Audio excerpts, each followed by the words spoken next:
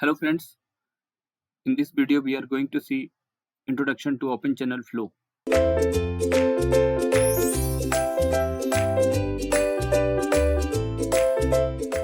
Let's start with the chapter 13, flow in open channels. So you can see some of the examples, some of the diagrams for the open channel flow. So water is flowing which is open to the atmosphere. You can see the most important thing about the open channel is flow is that you will be getting the free surface. Free surface means it is exposed to the atmospheric pressure. Same here you can see here free surface is mentioned in the fourth diagram, and this is the trapezoidal channel. You can see side slope is given here and bed slope is mentioned here, and this is the free surface of water which is always exposed to atmospheric pressure, which is equal to 1 bar. Atmospheric pressure which is equal to 1 bar. Let's go to the next slide to see more details about the different topics which we are going to cover in open channel flow. So in chapter 13 open channel flow, we are going to see first of all introduction to open channel, then classification of flow in open channels. Classification means here like different types of flow and different types of channels like triangular channel, trapezoidal, semicircular, rectangular channels. And type of flow also we are going to see like steady and unsteady flow, laminar and turbulent flow, uniform and non-uniform flow. Under that we are having varied flow, RGV and GVF, RVF and GVF, that is rapidly varied flow and gradually varied flow. Then subcritical, critical and supercritical flow with respect to Froude number, correct? With respect to Froude number, which is a dimensionless number. This is very important topic, that is your specific energy and specific energy curve. From that we are getting critical depth, critical velocity and critical flow. So gate problems are there from this topic, very important. Gate problems can be seen with this topic. Hydraulic jump, the most important topic from the open channel flow. So many numericals are coming in from this topic, numericals. And expression for hydraulic jump, we are going to see the different equations applicable for finding the depth of hydraulic jump or any dimension related to hydraulic jump. And in the last we are going to see the 2-point velocity method, from where also questions are coming. Okay, let's go and see the different topics one by one.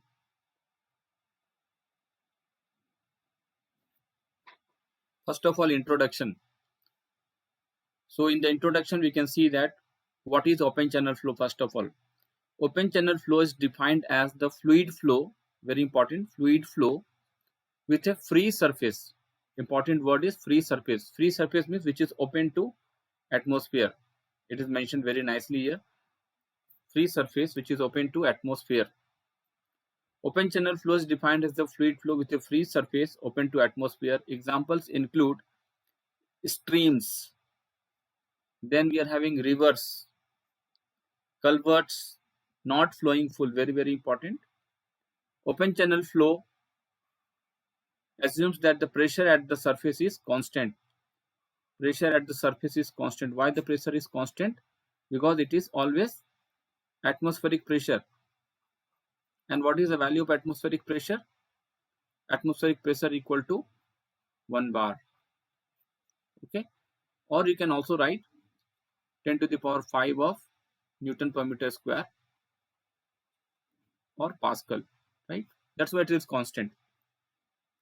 An open channel is the one in which stream is not complete enclosed by solid boundaries. Very important line.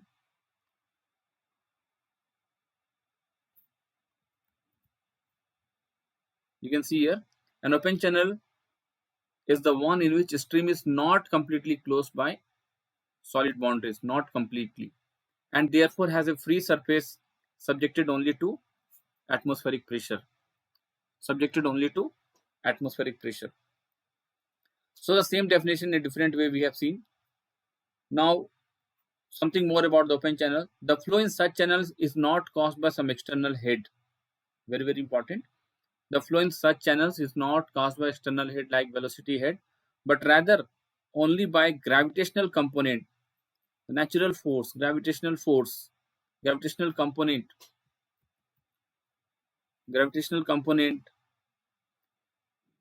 along the slope of the channel.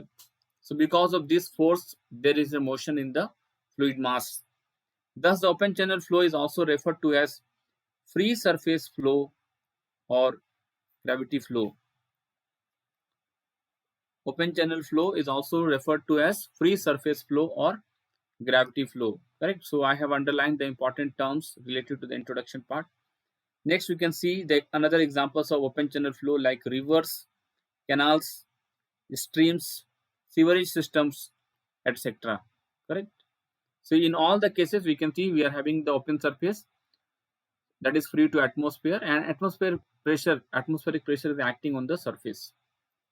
Classification of open channels. So already we have seen this classification mostly in kinematics. Correct. Do you remember in kinematics we have studied all the flow like steady, unsteady, then uniform, non-uniform, laminar, turbulent, compressible, incompressible, rotational, irrotational flow. All types of flow we already studied, but there the parameters were different. In case of open channel, we are going to see the same definitions with different parameters. So here also we are going to see what is the steady flow and unsteady flow, what is uniform and non-uniform flow with different parameters like depth of flow, slope of the channel. Those things here we are going to consider. Laminar flow and turbulent flow, here same Reynolds number will appear, but the formula or equation for Reynolds number will be different. Then subcritical flow, critical flow, and supercritical flow.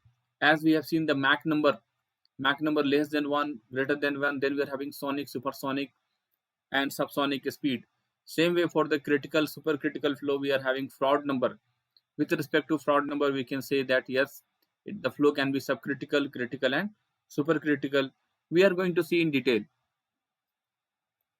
Let us start with the steady and unsteady flow. So the moment you say steady, it means changing or not changing with respect to time. Look at this first one, steady flow, time independent. Steady flow means time independent. Discharge and water depth do not change with time. Very, very important. Do not change with time. So if the parameters like velocity or discharge or depth of flow do not change with time, then it is called as steady flow. For unsteady flow, it will change definitely, time dependent.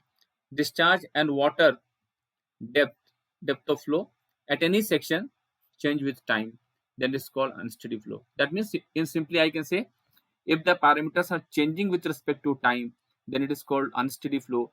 If the parameters are not changing with respect to time, then it's called as steady flow. So very good examples are shown here. Steady flow. So you can see time t1. At time t1, this is the depth of flow. Y is the depth of flow at time t1. At time t2, pressure y is again the depth of flow.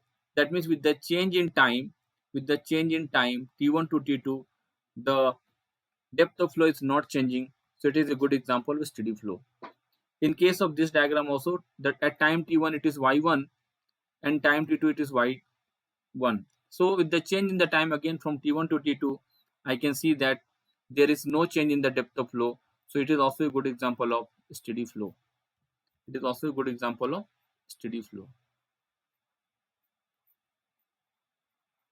Next, unsteady flow with the change in time from t1 to t2. Correct, time is changing. I can see depth of flow also changing. Y1 changes to y2. So there is a change in the depth of flow. So this is a good example of unsteady flow. Unsteady flow. Okay. Now we are going to see next type of flow. Uniform and non-uniform flow. Second one, we are going in the sequence one by one. Uniform flow and non-uniform flow. If for a given length of the channel, the velocity of flow, the depth of flow, and slope of the channel, 3 parameters I have taken here. Once again, you can see if for a given length of the channel, the velocity of flow, the depth of flow and slope of the channel and cross section also remains constant. This is very important. Remains constant. The flow is called uniform flow. The flow is called uniform flow.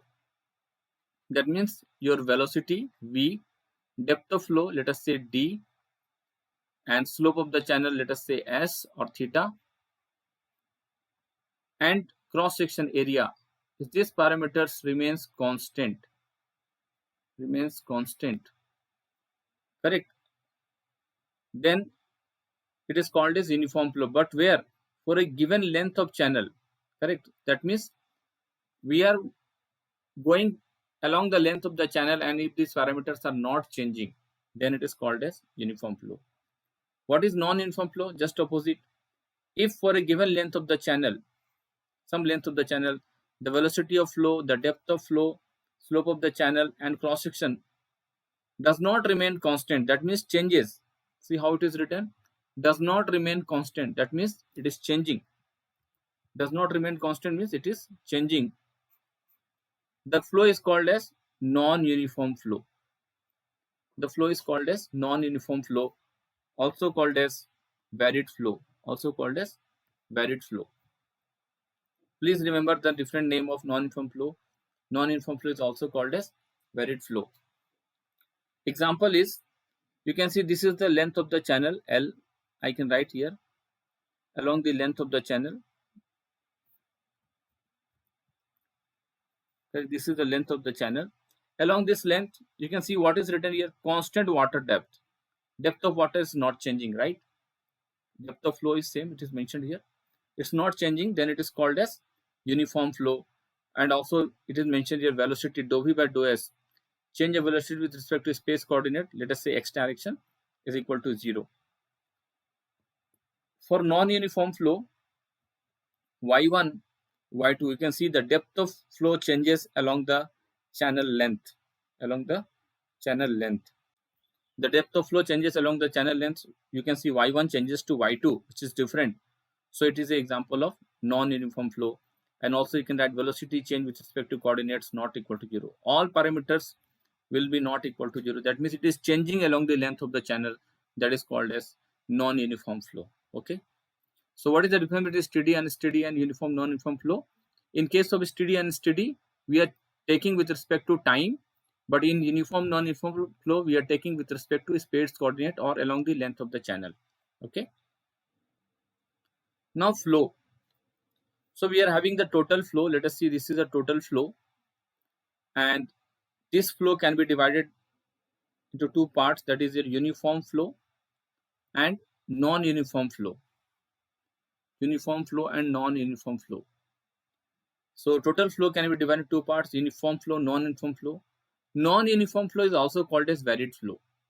Non-uniform flow also called as varied flow. So varied flow are two types. Again, GVF, we are having gradually varied flow, and RVF, rapidly varied flow. Okay. So look at this, a very good example shown here in the diagram. Uniform flow, you can see the depth of flow is almost constant. You can see this is your uniform flow. I can write here the depth of flow is almost constant, right? Constant D. So not changing. So it is called as uniform flow. But here you can see there is a dip, right? There is a change here. You can see this part. You can see. So there is a drop of slope. You can see. So it is called as gradually varied flow. So from here to here, it is non-uniform flow. Under non-uniform flow, we are having two types, GVF and RVF. So this is a gradually varied flow. Slope is changing, but slowly. But here you can see in this part, rapidly varied flow. Slope is drastically changing here. You can see, and then suddenly it is going up, taking a jump. So if the depth of flow changes rapidly over a short length of the channel, then it is called as rapidly varied flow, RVF. Okay, that comes under the non-uniform flow. Both RVF and GVF is a part of non-uniform flow. Okay, next. The flow is rapidly varied. More details about the RVF and GVF. The flow is rapidly varied if the depth changes abruptly. Abruptly means suddenly. Correct? Abruptly means suddenly. suddenly over a comparatively short distance. Examples of rapidly varied flow RVF are hydraulic jump, hydraulic drop, where you can see a sudden change in the depth of flow, flow over a weir, and flow under a sluice gate.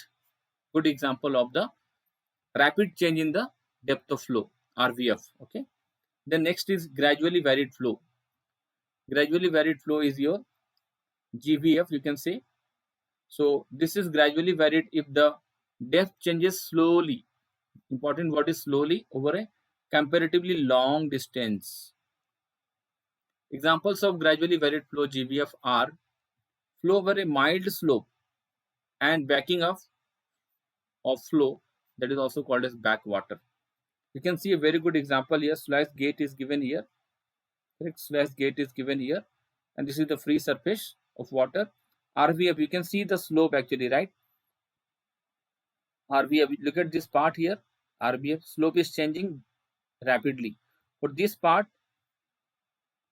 you can see the slope is almost constant, so it is gradually varied flow GVF.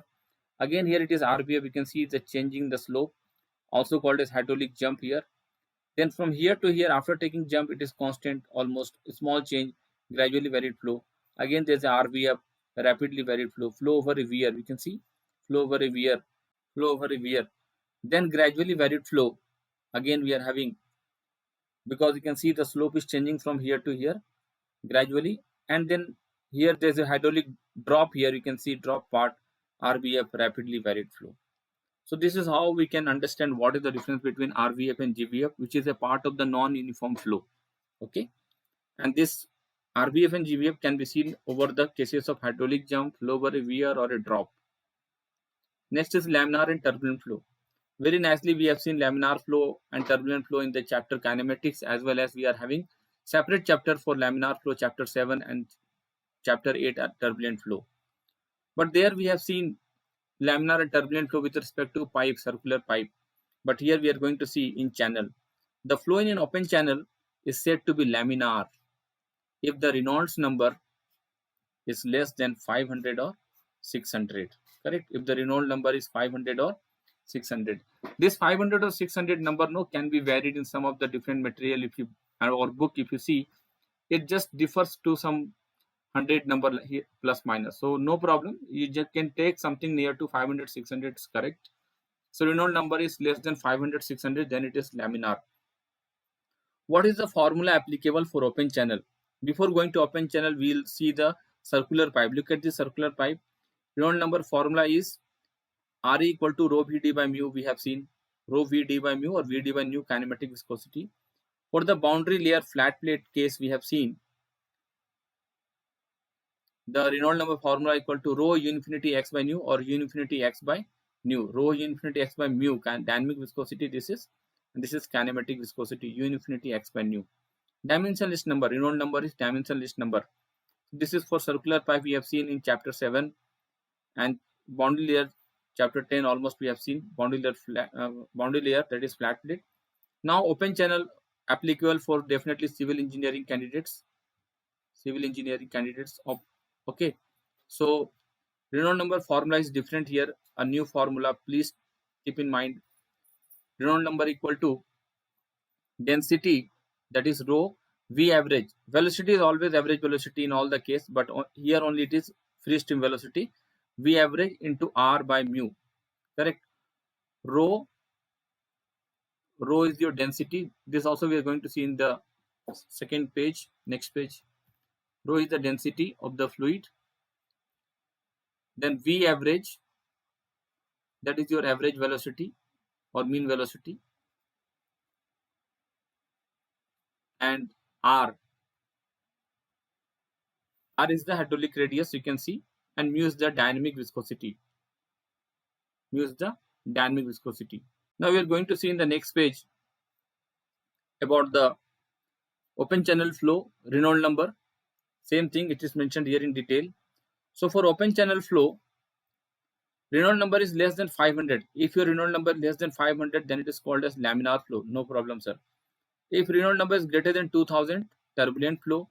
And if it is between 500 to 2000, it comes under transitional flow. Okay. So this is only applicable for the open channel. Now the formula already we have seen the last slide. Density, V average, R and mu. So I told you what is rho. Rho is the density, V is the average velocity. What is R actually? New term. R is hydraulic radius or hydraulic mean depth. Very, very important. R is known as hydraulic radius or hydraulic mean depth. So Reynolds number is nothing but, sorry, this is not Reynolds number, this is R. This is R. So R is what actually? Hydraulic radius. Cross section of flow normal to flow direction. Cross section of flow normal to flow direction by weighted perimeter. Correct. I'll tell you what is cross section of flow normal to flow direction. Yeah. So if you take a rectangular channel example here, I'm drawing the rectangular channel. If you take this rectangular channel example, then we can understand what is R actually. What is R actually? Yes. So this is the rectangular channel I have drawn, and let us say this is the free surface. Let's see, this is the free surface of water. And where is water? Water is present in this part. Okay. Water is present here, free surface, and this is the rectangular channel. Rectangular channel. Okay. Now, how to understand what is hydraulic radius? Cross section of flow normal to flow direction. Correct. This is the cross section we have taken, rectangular cross section. So into the plane, right? I hope you are getting in the 3 dimension. Into the plane, cross section of flow normal to flow direction. Normal to flow direction. So flow direction is, first of all, flow direction is into the plane. Correct.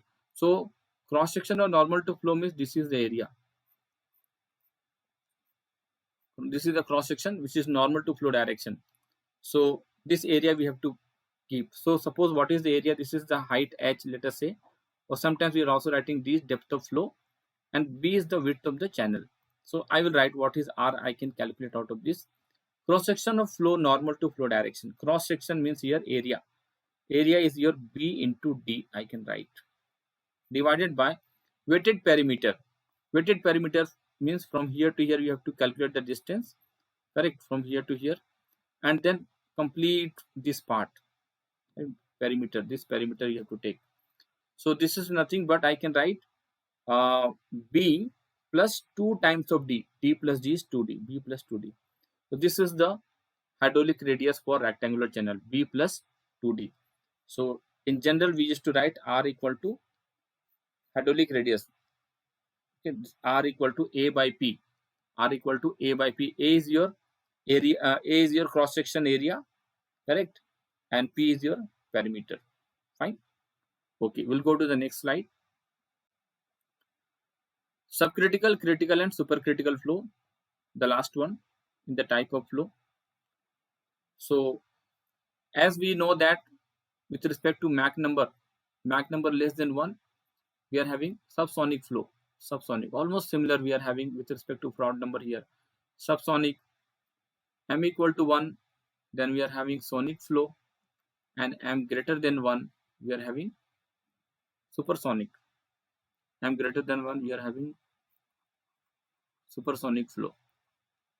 So same way here, the flow in an open channel is said to be subcritical if the Froude number is less than 1. Simple example. The flow in an open channel is said to be critical if the Froude number equal to 1.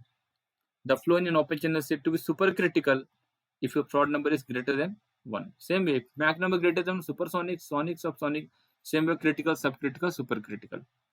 But what is Froude number? We have already seen in the chapter dimensional analysis. Froude number we have seen in the dimensional analysis. 5 dimensionless number we have seen. That is your Reynolds number, Froude number, Euler's number, Weber number, and Mach number. So Froude number, what is Froude number? Froude number is defined as the ratio of inertia force to gravity force. So after solving that equation, we got into this final equation, V by root under of GD. V by root under of GD. V is the velocity into G into D. So in place of D, it was L actually, LG. L can be any linear dimension because we are dealing with the open channel flow. We are taking the hydraulic depth of the channel. What is hydraulic depth? We are going to see here now. So Froude number is defined here as, for the open channel flow, V by root under of GD, and V is velocity, G is acceleration due to gravity. Only thing is D is a new term. D is known as hydraulic depth of channel. What is hydraulic depth actually? So if you are having the rectangular channel like this, okay, rectangular channel like this is the free surface of water. So hydraulic depth of the channel equal to weighted area. Weighted area is this much. This is the weighted area. Okay, this is the weighted area. So weighted area A by top width of the channel. If B is the width here, D is the depth, correct? So what is the top width for the rectangular channel? So it will be B only, correct? So if I want to find the value of D for a rectangular channel, hydraulic depth actually, so weighted area A by top width, correct? Top width, right? W width. So what is area? Area is sir B into D. Very, very important equation I am writing. B into D area. Top width is B only. So B cancel. That means in case of rectangular channel only we can write hydraulic depth equal to depth of flow. Very, very important. Hydraulic depth equal to depth of flow. Only in case of rectangular channel. Very, very important point, sir. Please remember. Rectangular channel. Okay. Hydraulic depth equal to depth of flow only in case of rectangular channel. So that we have just find it out. Okay, now subcritical flow is also called as, note, subcritical flow is also called as tranquil flow or streaming flow. Another name. Don't forget the another name. They will be using in the examination. Subcritical flow is also called as tranquil flow or streaming flow. Supercritical flow is also called as shooting flow, rapid flow, or torrential flow. Three names are given for supercritical flow. Another third number note is in subcritical flow, gradually varied flow, that is your GVF, can be controlled. Controlling the flow means either to stop the flow or you can change the direction. So in case of subcritical flow, gradually varied flow can be controlled at the downstream section. So downstream section, you know that energy is already very, very low because of the head losses.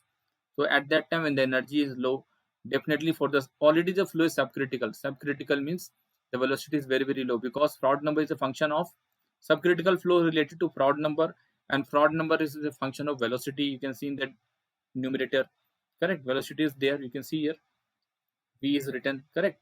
So velocity is already low. Velocity is also giving you kinetic head, correct?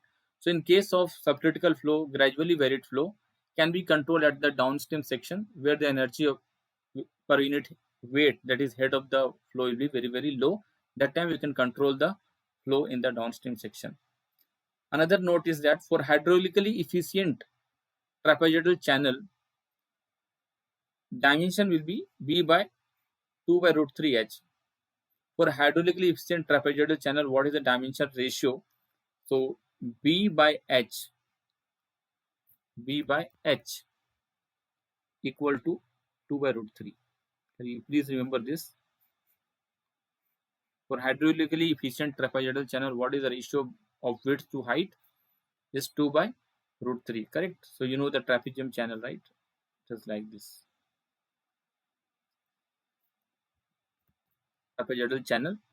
So this H is the height, correct? And B is the width of the channel. Okay. So we are going to see the next page. Specific energy and energy curve we are going to see in the next session. So thank you all.